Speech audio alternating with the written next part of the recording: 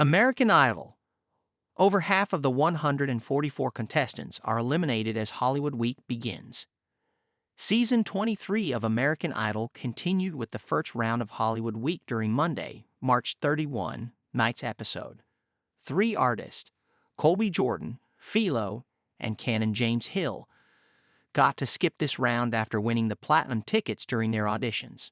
Of the 144 remaining hopefuls, only 62 were chosen to move on to the next round, which meant that more than half of the artists were cut by judges Lionel Richie, Carrie Underwood, and Luke Bryan.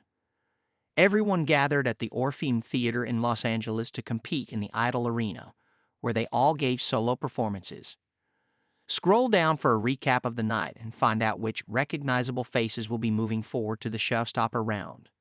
Brianna Nix. Brianna Nix was the first to take the stage. She was emotional over leaving her husband and son at home, but was ready to power through since she was doing this for them. Brianna called her performance song, You Say by Lauren Daigle, her anthem, and several of the other contestants were in tears as she sang. The judges gave her a standing ovation. You have such a beautiful voice, Underwood gushed. You can feel your heart when you're speaking. You can feel your heart when you're singing. Thank you for sharing that with us. Che. England native Che was in Hollywood for the first time in his life for the competition. He performed A Song for You by Donny Hathaway. I don't know whether you can claim England, Richie admitted. Sounds more like Atlanta, Georgia to me. That was just amazing. Loved it. Thunderstorm Artis. The voice alum Thunderstorm Artis opened up about the death of his dad, who died suddenly in his sleep. With the help of music, a gift he said his father gave him, he was able to process that difficult time in his life. Thunderstorm sang an original song he wrote for his wife called My Last Dying Breath, and the judges gave him a standing ovation. You are an artist, Underwood assured him. That's all I got, man. I got nothing. Just more. Give me more of that. Cruz Wright. Cruz Wright got flashbacks to his days in the rodeo arena before his performance.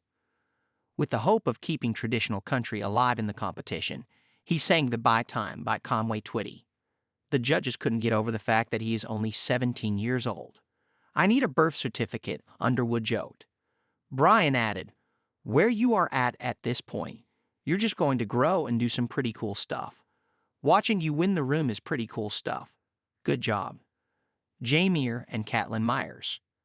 For some of the contestants, the feedback wasn't as positive. After Jameer performed, Ryan told him, I think the nerves were getting you a little bit. Caitlin Myers' performance had Underwood admitting, You could feel the nerves kind of coming through sometimes. Insight. The judges reluctantly gave Insight a golden ticket to Hollywood, despite his affinity toward heavy metal music, which didn't exactly fit in with American Idol. For Hollywood Week, he sang Rooster by Alice in Chains, and the superstars appeared to be a bit shell-shocked afterwards. The good news here is that your confidence is well intact, Bryan pointed out. Lola Bonfiglio. Lola Bonfiglio's audition caught the judges' attention not only because of her voice, but because of her famous family. Her mom is Wilson Phillips' singer Carney Wilson, and her grandfather is the Beach Boys' Brian Wilson. However, this performance of Birds of a Feather by Billie Eilish was a bit shaky. As the judges discussed it afterwards in whispers, Bryan said, There's a little pitchiness in between almost all the spoken stuff she does. Underwood agreed. It's a confidence thing, she explained. Bailey Littrell. The season's other Nepo baby, Backstreet Boys, singer Brian Littrell's son, Bailey Littrell, had better luck. He sang an original song called Hey Jesus, which he wrote after the death of his grandma. My grandma was my best friend, Bailey admitted. With my dad being away on tour, she would always step in. She understood me like not many people do. The judges were incredibly moved, and Underwood told Bailey, You're so good. Your heart and your genuineness just coming through is so good. Carson Webb. Carson Webb still had the infectious personality that won the judges over in his audition, but he was ready to prove how serious he is about music.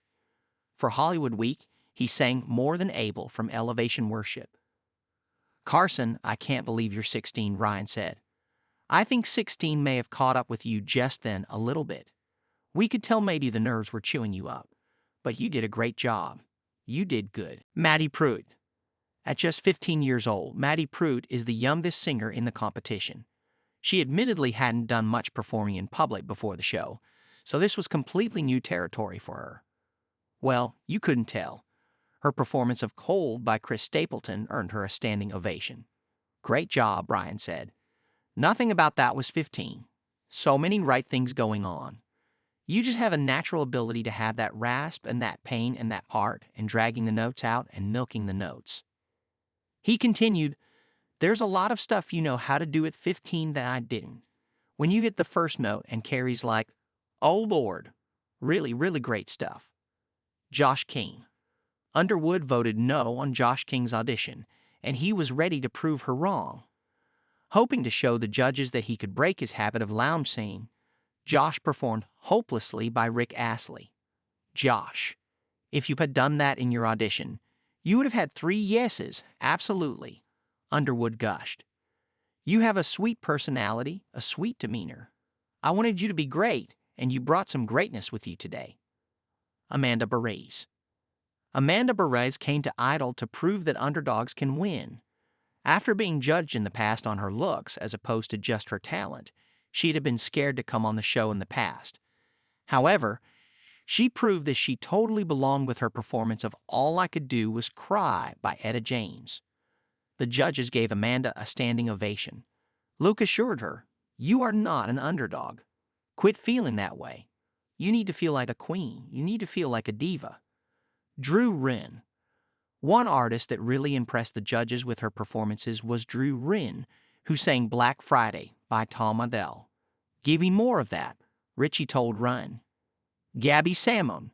The judges were also pleased with Gabby Simone's performance of Mary J. Blige's I'm Going Down, Richie gushed. That was powerful, and your confidence is frightening. That was very good.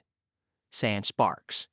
Sam Sparks was admittedly a bit intimidated by the other more powerful singers, but was ready to pursue his dreams that he thought were crushed after a car accident left him paralyzed. He sang Folsom Prison Blues by Johnny Cash.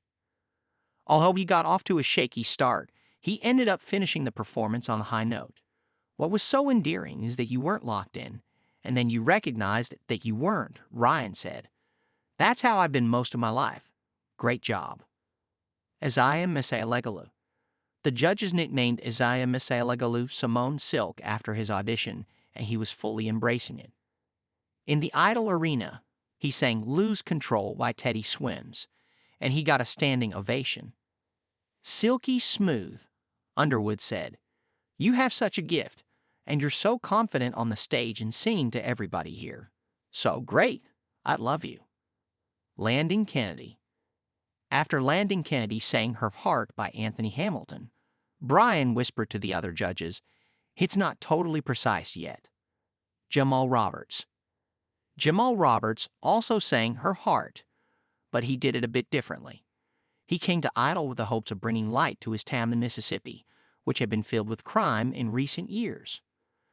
After the judges gave Jamal a standing ovation, Richie told him, somewhere between the last time we heard you and now, God has anointed you with something so fantastic, and that gave us the opportunity to appreciate his gift to you. That was a brilliant performance. Sonny Tennant. Sonny Tennant came all the way from the United Kingdom for Hollywood Week. He sang his own totally different version of Whitney Houston's I Have Nothing, with the hopes of standing out, even though it was a risk. Brian was up on his feet dancing during the performance, and the judges applauded with a standing ovation. I love what you did in your audition, and I really love what you did here, Richie raved. You have a style. You did a fabulous job.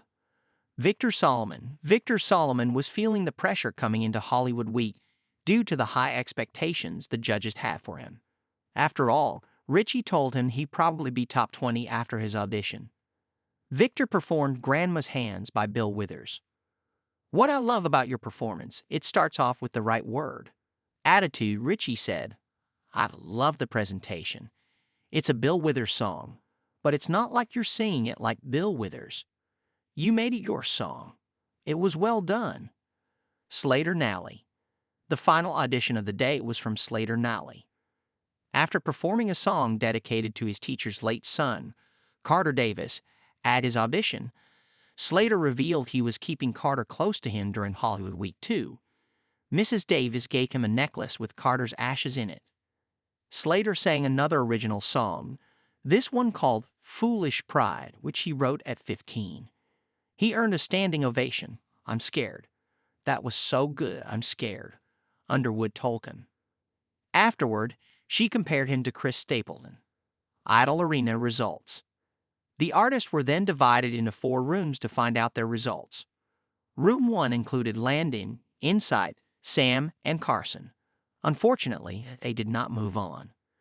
To be at this point, you're certainly worthy enough to be an unbelievable singer, but unfortunately, for American Idol, this is the end of the road for you guys, Bryan explained. Some of the artists in Room 2 were Slater, Amanda, Thunderstorm, Jamal, Brianna, MK Lai, and Sonny. This group did move forward. When you have everybody with equal talent, we have a serious problem, Richie admitted. So we have to deliver the news. You're going to the next round. Room 3, which included Freddie McClendon, Pat Johnson, and Lola, found out they were not moving on to the showstopper round. I had my favorites, and you're all in this room, and you gave everybody hell, Richie began. But we had a choice to make. I'm going to tell you that this group is not going forward. That left Room 4, including Bailey, Victor, Cruz, Josh, Nina Day, Drew, and Maddie. They were given the green light to move on. Going for your dream, putting it all out there. You don't know when or if you're going to be coming home, Underwood said. I've got some bad news for you. You're going to be away from home longer.